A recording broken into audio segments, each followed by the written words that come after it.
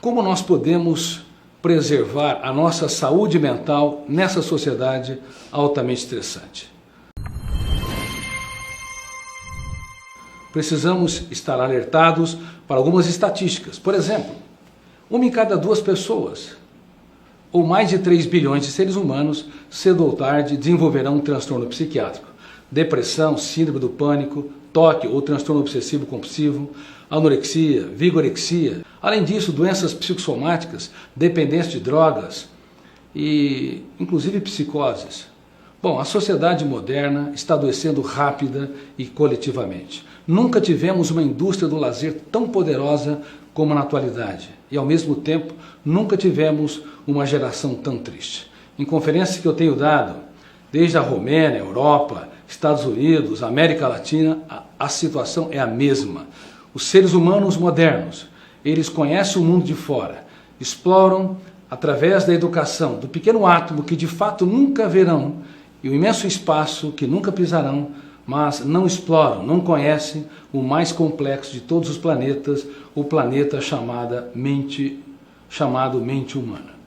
Quais são os comportamentos que esgotam o cérebro? Número 1, ruminar perdas, mágoas e frustrações.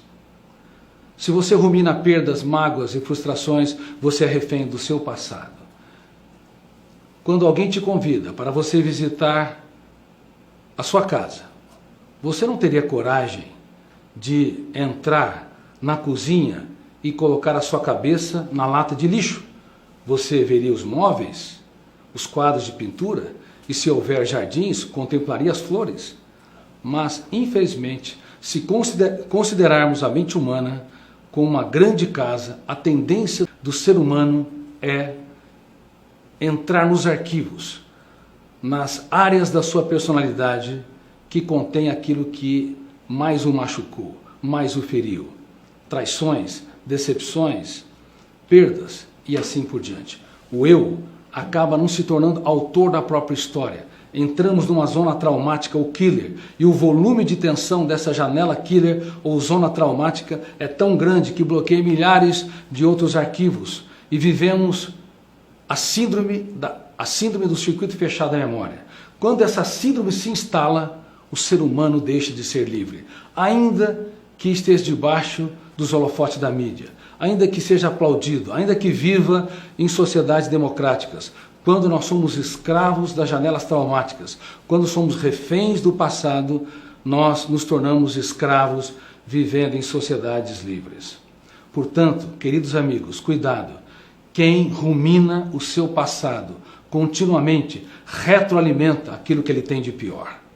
Outro comportamento de antigestão da emoção é ter a necessidade neurótica de mudar os outros. Ninguém muda ninguém. Temos o poder de piorar os outros e não de mudá-los. Mas é quase que inacreditável. Nós temos a tendência de elevar o tom de voz, criticar excessivamente, passar sermões. Os nossos filhos, quando nós abrimos a boca, sabe tudo que vem pela frente.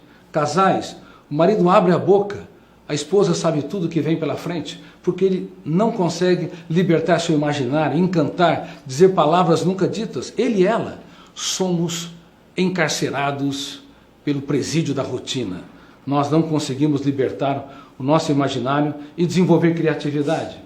Portanto, saibam que ruminar perdas, mágoas e frustrações, bem como ter a necessidade neurótica de mudar os outros, esgota o nosso cérebro, esgota o cérebro das pessoas com as quais nós nos relacionamos. Bom, dá para vocês entenderem que esses comportamentos fazem parte da rotina do Homo sapiens. E eles têm levado à antigestão da emoção. Nós devemos ser autores da nossa própria história. O nosso eu deveria ser o protagonista, o diretor do script. O nosso eu deveria ser aquele que escreve os principais capítulos de nossas vidas, nos momentos mais tristes da nossa existência. Mas ele não é desenvolvido na educação mundial para pilotar a aeronave mental.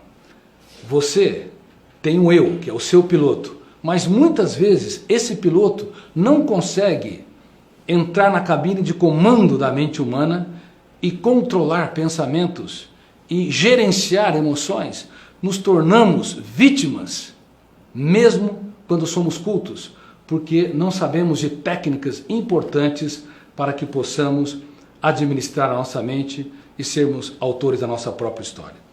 Existem 4 copilotos da aeronave mental, 4 fenômenos inconscientes. O primeiro fenômeno chama-se gatilho da memória.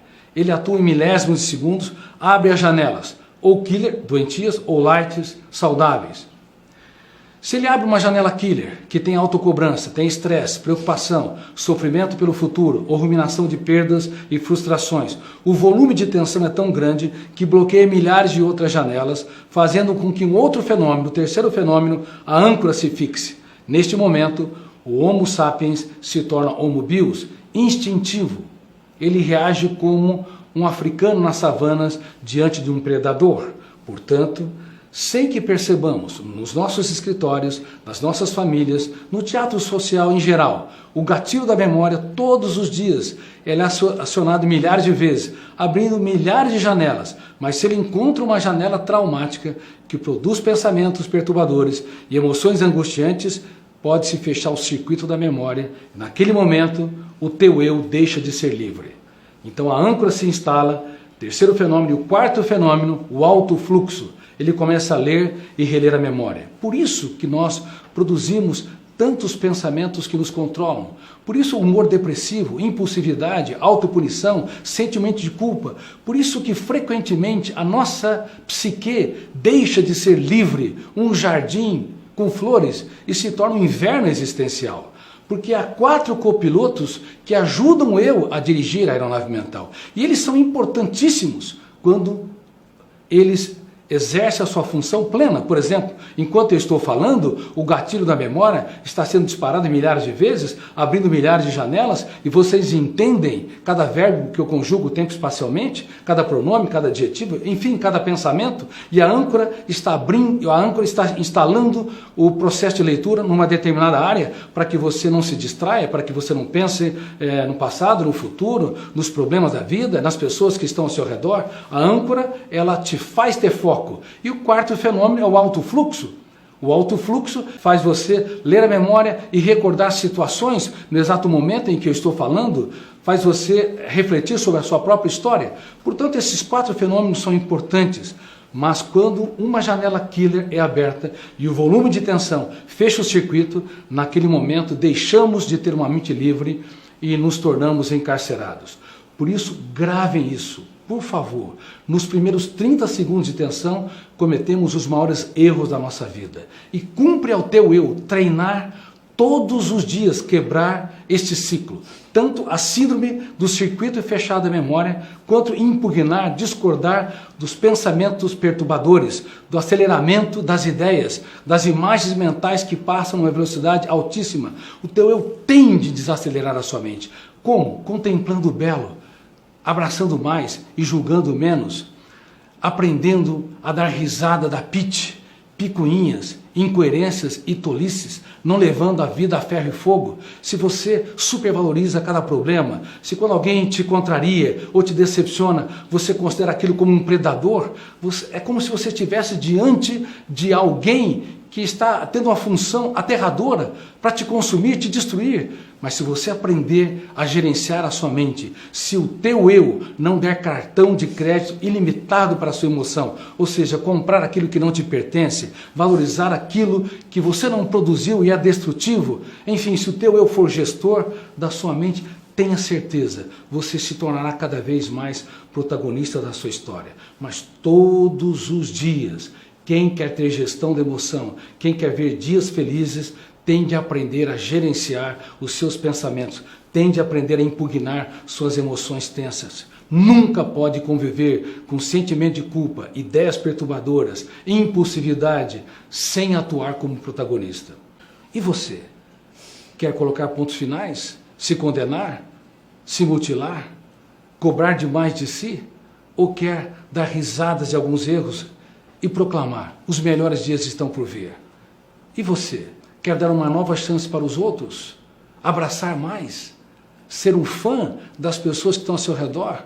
trazer flores fora de data e dizer para os seus filhos, para a sua esposa, de todas as coisas que eu conquistei na vida, você é a melhor delas. Você quer ser um vendedor de pesadelos ou um vendedor de sonhos? Se quer ser um vendedor de sonhos, se quer dar aquilo que dinheiro não pode comprar, inclusive para si, abrace mais, inclusive você, e se critique menos. Dê uma nova chance para si e uma nova chance para as pessoas que vocês amam. Porque uma vida sem sonhos é um céu sem estrelas, é uma manhã sem orvalhos, é uma mente sem criatividade, e é uma emoção sem sentido existencial.